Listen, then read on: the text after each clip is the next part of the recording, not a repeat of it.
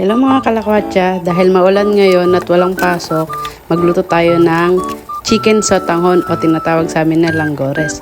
Ayan, ipine-prepare ko na yung mga gulay, then gagayatin natin. Ayan, merong sibuyas, bawang, patatas, carrots, saka yung chicken breast niya, tapos yung asin at saka paminta. Meron na rin pala akong mantika ng merong anato. Ano ang Tagalog nun? Atsuete. Sorry naman mga kalakwatsa. Ayan, ginayat ko na yung patatas, then carrots. Ayan, mabilisan lang. Mabilisan lang yan kasi nagugutom na ako. Ayan, sibuyas, bawang, and then yung chicken breast niya. Nakababad siya kanina kasi medyo frozen pa siya, pero okay na siya. Hindi ko nga pala nilat yung chicken breast kasi masyado siyang marami. Then magigisa na tayo, painit natin ng kawali. Then yung mantika na meron na siyang atsuete. Ayoko kasi ng sobrang pula kaya yung konti lang yung nilagay ko. Then yan, sibuyas, bawang, nagdagdag tayo ng konting mantika kasi medyo kulang siya. Yan, then yung chicken breast niya, igigisa na rin natin.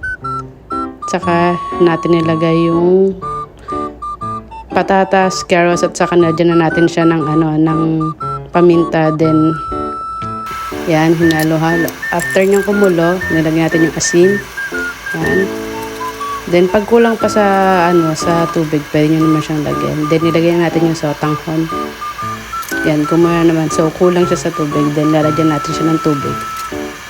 Yan, tubig. Kasi gusto ko ng masabaw. Saka 2 tab ng sotanghon kasi yung nilagyan natin. Saka nagdagdag pa tayong paminta.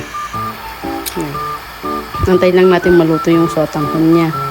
Kasi, ayan, tinikman pa. May podatikim pa. Then, after nyan, lagyan natin yung repolyo. Then, antayin ulit natin kumulo siya. After ilang minutes. And then, goods na.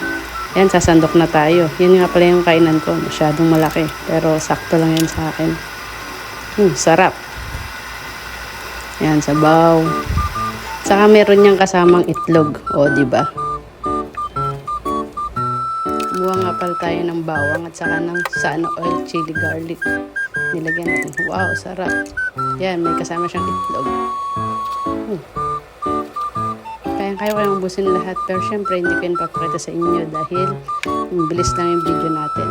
Sarap, diba? Sarap niyan kasi gawa ng chili garlic natin na sana oil. Kaya lalo siyang sumarap. Bye!